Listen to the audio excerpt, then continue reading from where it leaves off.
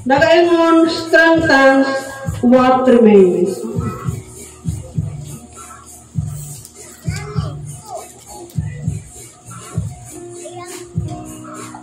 Okay. Nagaingon strengthens what remains. Lig-una kung unsa ang nahibilir. Kung saan pag-lig-on kung salin na lang. So, kinsa man ka nato ang wala na luya. Kanunay batang energetic? Kanunay batang madasigon? Kanunay bang malipayon? Oh, sometimes. So, ang kinabuhi mga igsoon, dili na siya. Kumbaga, mato pa sa ginaingon, the only constant in life is change. So, dili ko na ito maingon nga permanente ang tanan. So, naaging panahon nga maluya, naay panahon nga mag-uon, naay panahon nga dunay gibati, dunay panahon nga lagsik. So, ang atong passage nga gibasa sa atong scripture kaganina mga igsoon, ang atong passage is makita nato sa Revelation chapter 3 verse 2 and 11. Ubani ako pagbasa pag-usap Revelation chapter 3 verse 2 and verse 11. Akong hangaw ng tanan sa pagtindog. Wake up, strengthen what remains and is about to die. For I have found your deeds unfinished in the sight of my God. 11. I am coming soon.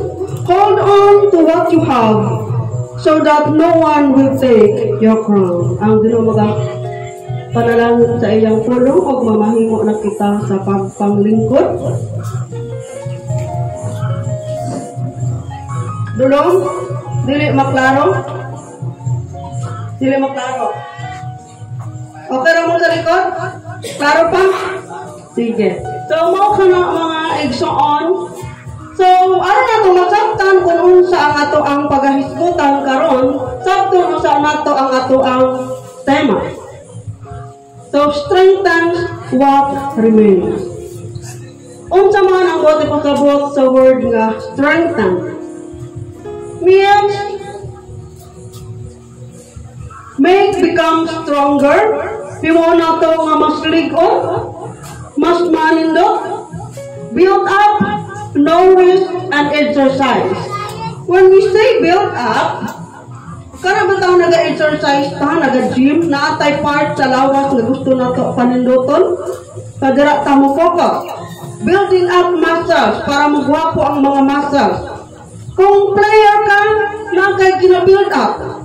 Gina-build up nato ang hangin, ang endurance, ang resistance. Ngayon na, kung usata ka player, kung nag-atiman ta o usa ka mga bata or unsa bang dapat atimanon, pakaunon, liguan. That is what it means, nourish. Exercise. Exercise karang gamiton. Palyat ang luna kay makina. Makina baka sa pambot or unsa motor ba? Tapos wala nimo gikondisyon. Oras na gamiton nimo, mupalya na siya. Wa ka kabalo na ay something problema wakto ni init. Naay guba dito nga wala nimo nabatyagan, gitaya kay wala man nato siya ginagamit kanunay. Wala nato siya gina-exercise. So, what remains means. Unsa man ang what ipasabot sa word nga remains.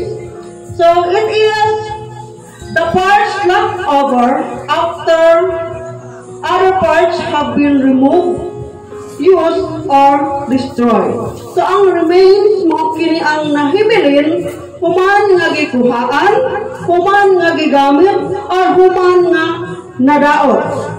It is also called remnants, debris, or residue.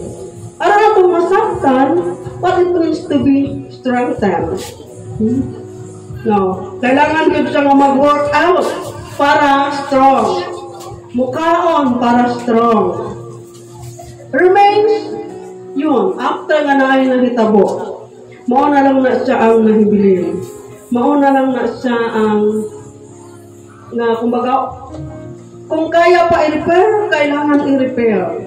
So yun, strengthens what remains. So ang atong passage, mga igsoon, ang atong gihatag na verse is duha lang, pero ang atong hisgutan karon gikan sa chapter 1 ngadto sa chapter 3. Unsay oras? Alas 10:30. Tama-tama mahumanta alas 2:30. Okay, so ano na itong nasabtan mga igsoon? Tanaw na itong introduction ni John. Kaya ang revelation mga igsoon sa kinisa kasinulat ni Saint John sa dihang siya na exile in the island of Patmos. Kung wala ko na sa'yo. Wait. Basahan na to. Okay. In the island of Patmos, kung basahan na to ang chapter 1 verse 8 down to 20. Tinata mag-focus sa iyang introduction. Ingon siya din ha, to the 7 churches in the province of Asia. Alang sa 7 kasimbahanan sa Asia. Some commentaries say, wala rin siya nag-hisgot, particularly 7 and particularly churches. The word 7, it means the completeness or the fullness, ang pagkahigpit sa gahom sa Diyos. Churches means the assemblies, mga pundok. So this refers to the assemblies of believers, mga pundok sa mga magtotoo. So sa laptop na pagkasulti, kining maong sulat, alang kini siya sa mga pundok sa mga magtotoo. So basahon na to ang greetings. Tingnan sa rin ha, grace and peace to you from Him who is and who was and who is to come, and from the 7 spirits before the throne, and from Jesus Christ, who is the faithful witness, the firstborn from the dead, and the ruler of the kings of the earth. Makita natin ang sa Revelation chapter 1 verse 4 down to 6. This is the greetings. So grace and peace to you. Grasya o kalinaw alang kaninyo. Gikan kaniya nga kung sikinsa karon o sikinsa kaniadto o sikinsa nga umaabot pagyon. As you read this mga igsoon, kung ato kining sabton, sa greetings palangdaan, murag, parang lamig kayo siyang paminawa. Padayon na nato. To Him who loved us and has freed us from our sins by His blood and has made us to be kingdom and prayers to serve His God and Father. To Him be the glory and power forever and ever. Amen. Pagkakit is greetings at the same time doxology, prayer ni John. Kung atong sabto na saan, grasya o kalinaw alang kaninyo nga gikan kaniya. Kinsa nga nahigugma ka nato? Nihatag ka nato kagawasan gikan sa atong salak pinaagi sa iyang dugo. Siya nga naghimo ka nato og kingdom and praise nga kanang gusto niya nga adunat makisya kita sa glory nga iyang naangkon. This refers to Jesus Christ. This letter or this greetings comes from Jesus Christ. Kanang gusto niya nga makasya kita, makaambit kita sa himaya nga iyang naangkon. Yung sa greetings pa lang, makita na nato nga na ay gugma. Tama ba? There is a concern.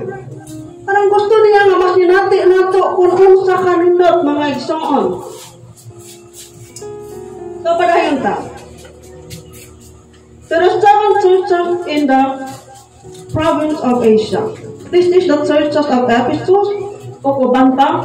Kung nakita nato ang grabe nga gugma, kay kabalo siya nga naay mga problema. Dunay mga angayan nga i-encourage katanahon na to.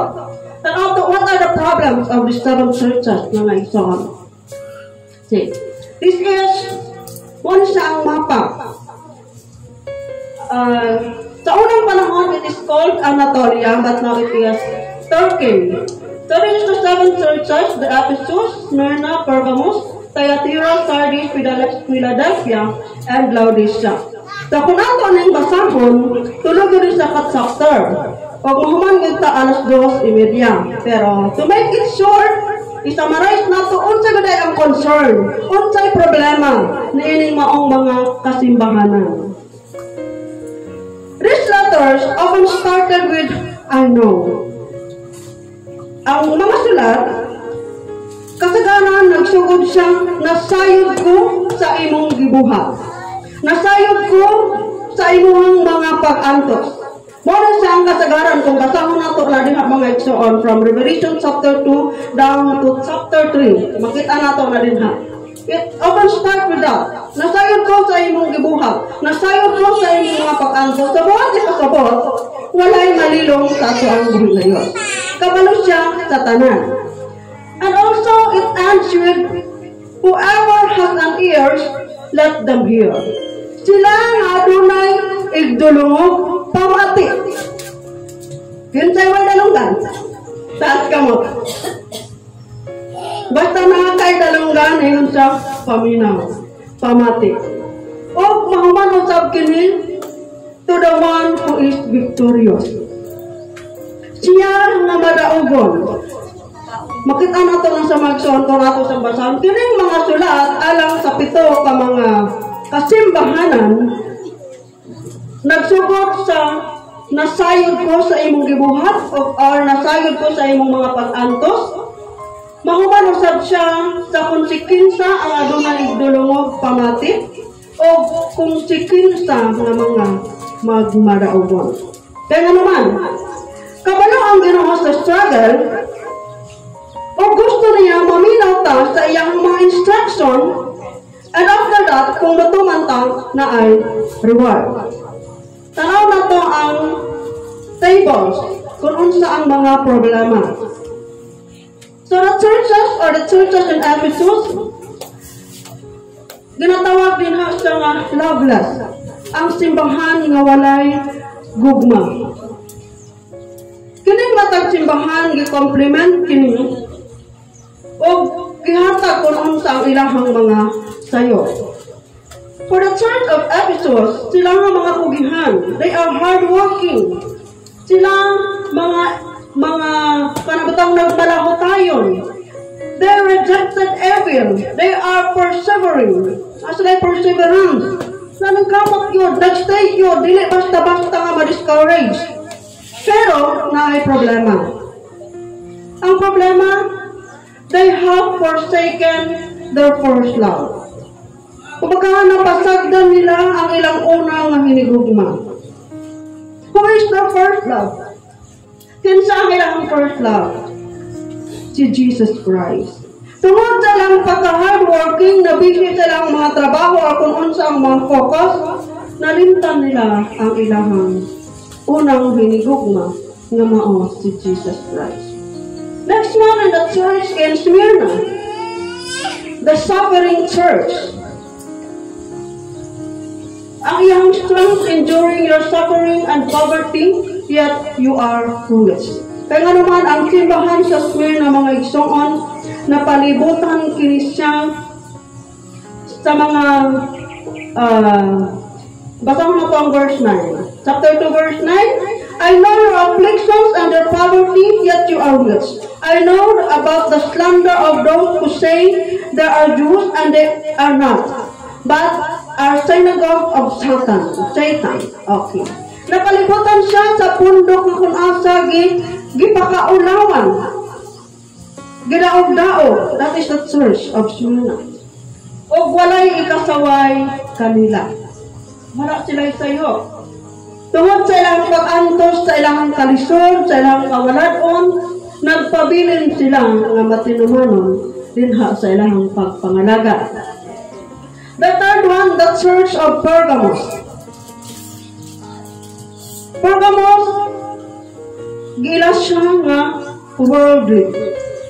Loyalty to Christ, refused to deny Him. Loyal gihapon sila, nisimba gihapon, nituo gihapon, pero unsay problema. They tolerate cults, heresies, idolatry, and immorality. Nagihapon sa ilaha ang mga kulto, nagihapon sa ilaha ang pagtuo sa mga mali na doktrina, nagihapon sa ilaha ang pagsimba sa mga Diyos, ingon man immoralidad. In the church of Thyatira, they believe in the wrong doctrine. The people of Thyatira, they have love, faith, they are hardworking, they are patient, they have constant improvement. Pero sama sa sayop sa mga Pergamos, taga-Pergamos, they tolerate pagan cults, idolatry, and immorality, o muabot kanila ang paghukom. In the church of Sardis, it is spiritually dead church. Usap siya ka spiritually dead. Kumbaga, pipila lamang kanila ang mga matinod-anon. Only a faithful few have kept the faith. Church is spiritually dead. Kung saman ang kana bitang itsura sa simbahan nga spiritually dead. Basahin mo na to, chapter 3. Chapter 3, verse 2. Wake up, strengthen what remains, and is about to die. For I have found your deeds unfinished in the sight of my God. Remember therefore that you have received and heard, hold it fast and repent. But if you don't wake up, I will come like a thief, and you will not know at what time I will come to you. Verse 4. Yet you have a few people in Sardis, you have not soiled their clothes. They will walk with me dressed in white, for they are worthy. The one who is victorious will, like them, be dressed in white. I will never blot out the name of the person from the book of life, but will acknowledge the name before my Father and His angels. Whoever has an ear, let them hear what the Spirit says to the churches. So, ang mga taga-Sardis, gikalimtan nila kung unsa ang ilahang nakatunan. Gikalimtan nila ang ilahang commitment. In Philadelphia,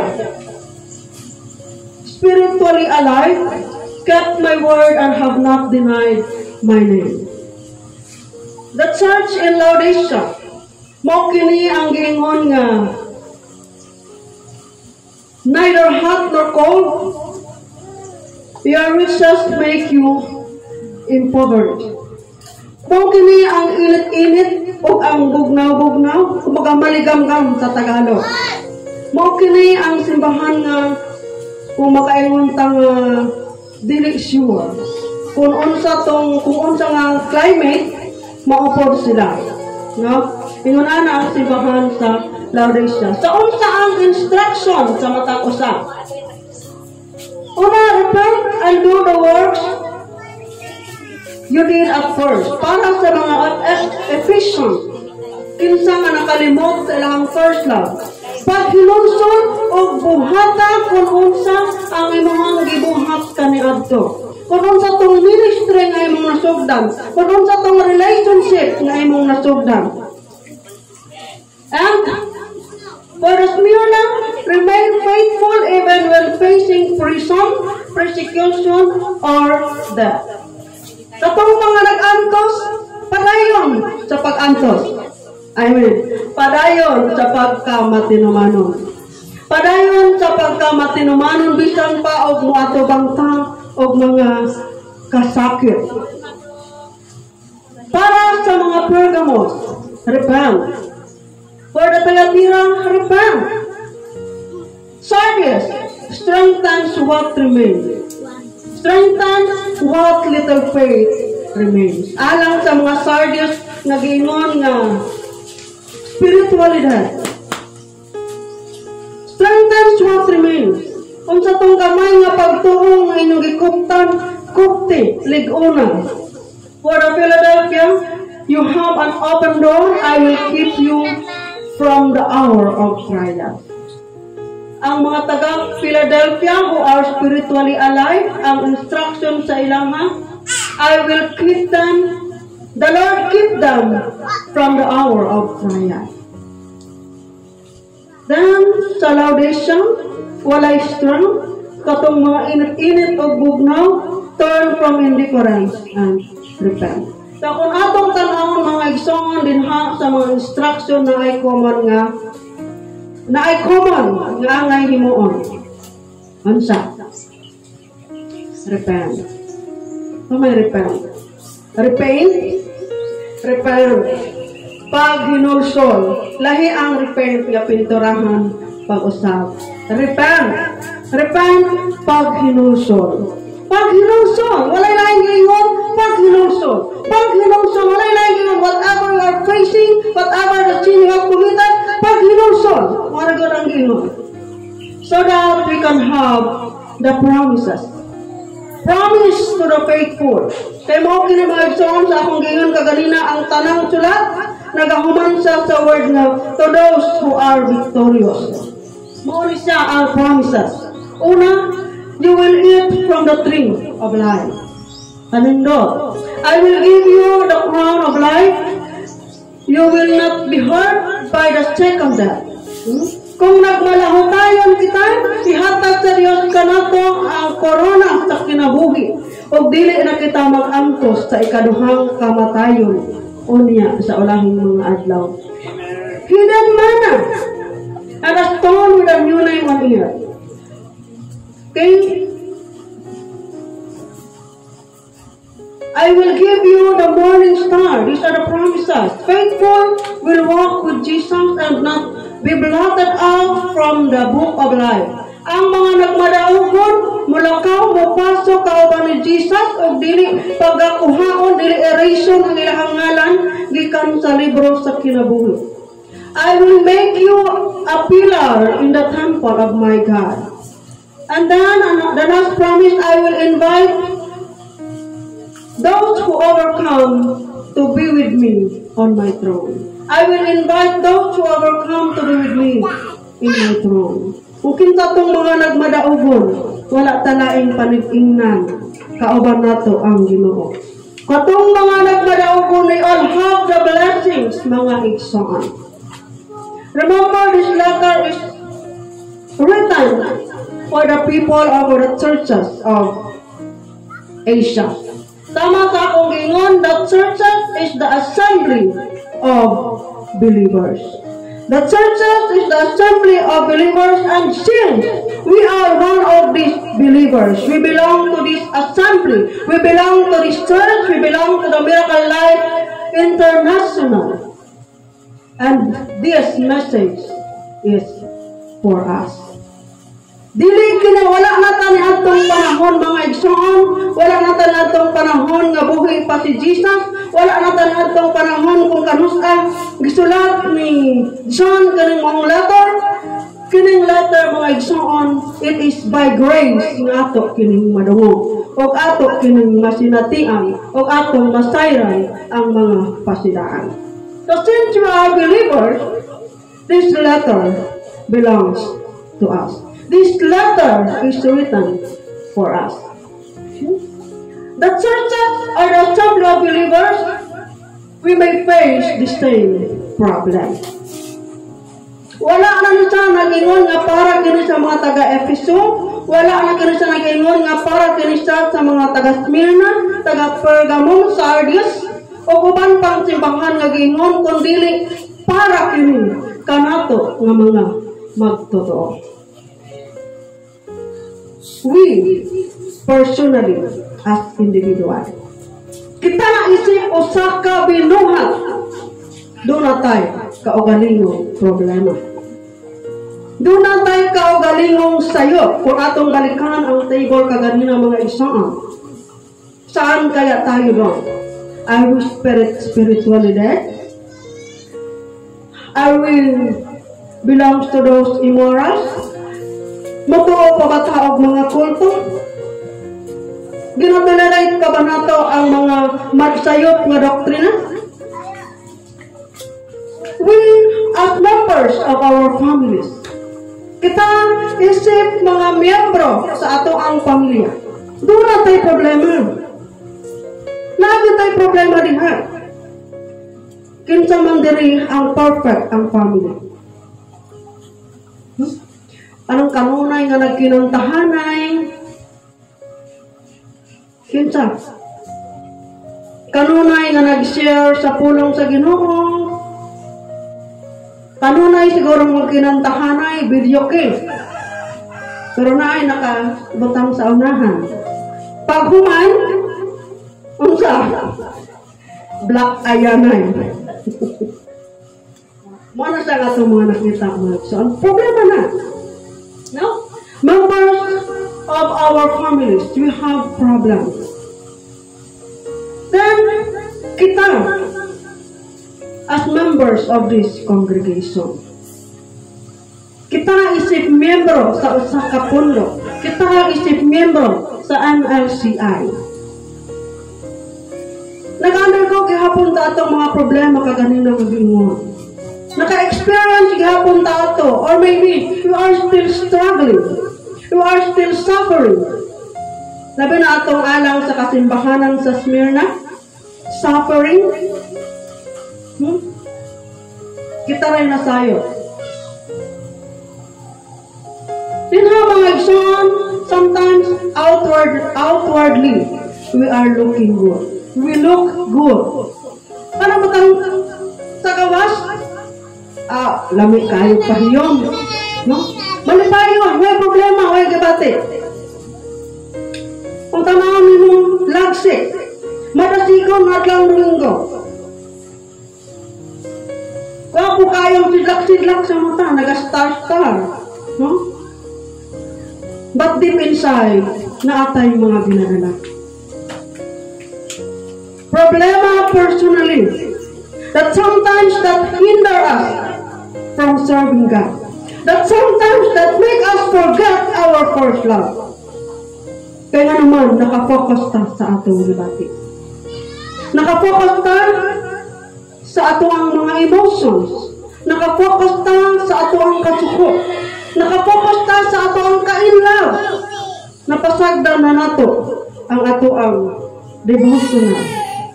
Napasagdan na nato ang atong prayer life. Napasagdan na nato ang atong ministry. O problema nga gikan sa gawas. Yung makapaluyang sa atoa. And duty sometimes replace the delight. Dinha sa ato ang pagpamuhat o sangay, gihimo na lang nato kasi kailangan gawin. Example, ang ato ang pagsimba. Musimba, kay kailangan ako. Musimba, kay naandan. Pero wala na to nakita kung unsa gyud ang essence. Wala gyud na to gipil kung unsa gyud ang essence. Unsa gyud ang rason. Kinsa ba gyud ang atong gisimba? These are the problems. No? The last one. Religious becomes an exercise in repeating routines. Ang ato ang relihiyon, gihimo na lang nato kung anong excuse ni sa mo igsoon. The word here is excuse. Religion becomes an excuse in repeating routines. Gihimo na lang nato ang excuse. Mapinasayloon bitaw ang akong Ginoo. God forgives. Diri sa ako. God forgives dili sa akong simba. God forgives uban sa ako sa akong mga higala. What if sa imong pag God forgives, mobalik ang Ginoo? Sama sa iyang giingon, I am coming very soon. Nga walay si bisan kinsa nga masayod kung kanusta siya mobalik. What if? No? Kasi iyon ang itong excuse. Maula kita. Kumusta ang atong kinabuhi, mga igsoon? Kumusta ang atong mga problema? We are talking here about problems. We are talking here about the weaknesses. Doon na pa ba tayo gikuptan din, ha? Naa pa ba tayo gamay nga pagtuo? I believe na, kay naa pa man ta karon. Ang simbahan, wala na kinahanglan o perfect. Ang simbahan sama kini sa hospital. Nagakinhanglan sa kung sikinsa ang dunay gibati. Sama sa eskwelahan nga mo entertain kung kinsay gusto makatuon. Sama usab sa rehabilitation center. Maga-cater, maga-atiman sa kung kinsa ang adunay mga problema. That is why strengthen what remains. Strengthen what remains. Unsa man ang imong gikuptan karon? Unsa may rason nga nung nakakadiri karon? Kaya nasimba man ka today. Kung nabis mo ang presensya sa Ginoo, kung nabis mo ang fellowship kauban ang imong isig ka matotoo, amen, igsoon, hallelujah.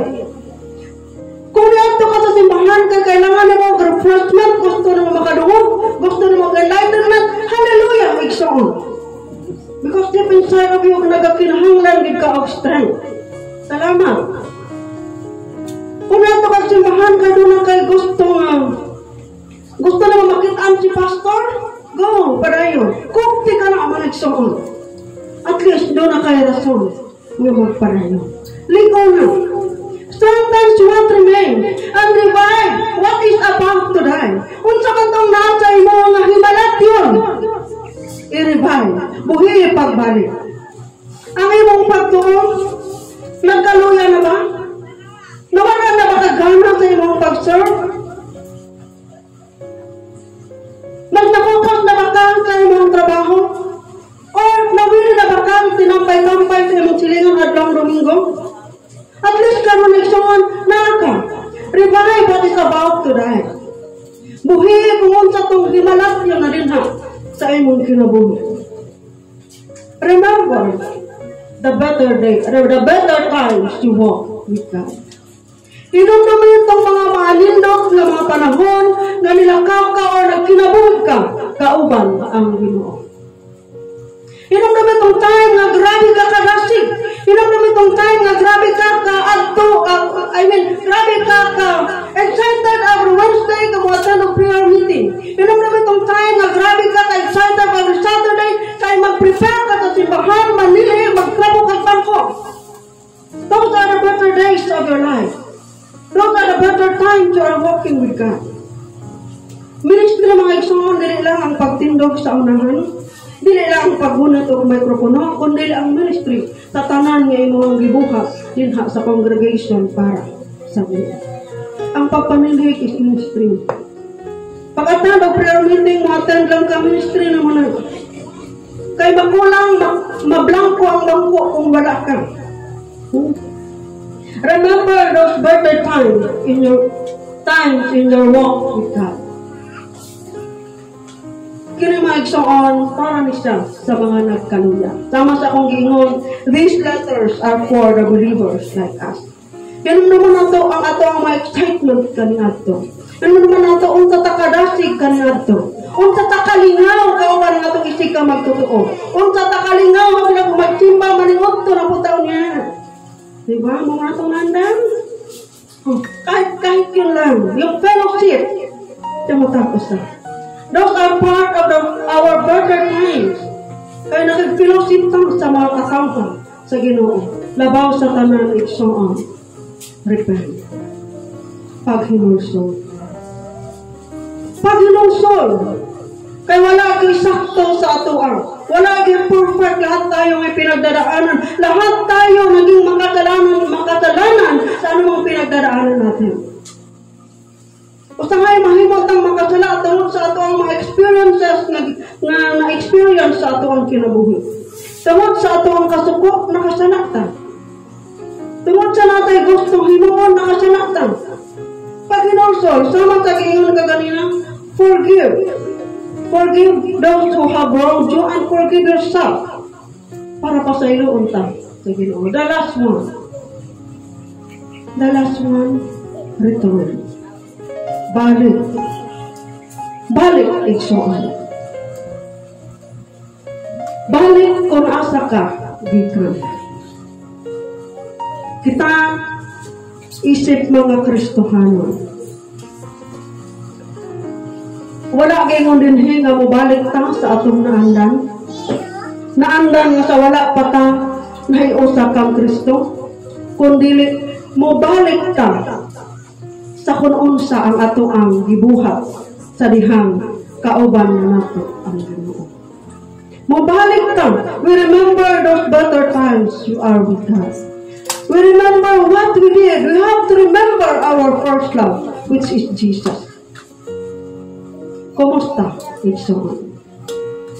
Asa man dito kaganina ang atuang sayo. Strengthens what remains. Remember the better time in your walk with God. Repent. Return to God.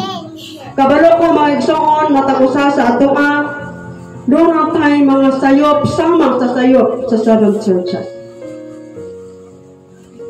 Atong hinuklugan mga igsoon, ako mga rutanan sa pagpanindo. Try to ask yourself, try to examine yourself. Unsa man ang atoang sayop nga nakapahinder sa blessings. Unsa man ang sayop nga mamahimong rason nga dili nato madawat ang gisaad sa Ginoo. Ug unsa man ang instruction nga angay natong buhaton. Unsa man ang instruction nga wala nato tagda. Nga mga rason nga sa kadugay sa panahon nga nangalagad ta. Wala nato na angkon ang gisaad sa Ginoo sa atoa. Sa atong panahon karon, sa atong gitindugan, gibati nato nga naluya ta. Sa imong kaluya, unsa man ang imong gikuptan. Ano yung kunting iwang natitira para sa iyo? Na yung dahilan bakit ka nandito ngayon? Bakit ka nakatayo? Diyan sa paanan ng Diyos.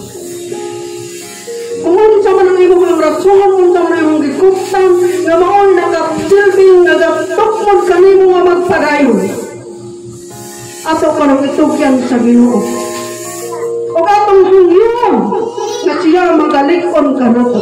Siya magalikon ni anong gamay na pagto nga atong gikuptan karon. Sa ingon kitang magpadayon. Sa ingon nga kitang magmadaogon o atong maangkon ang ganti, ang saad, ang panalangin sa Diyos ng iyang isaan kanato.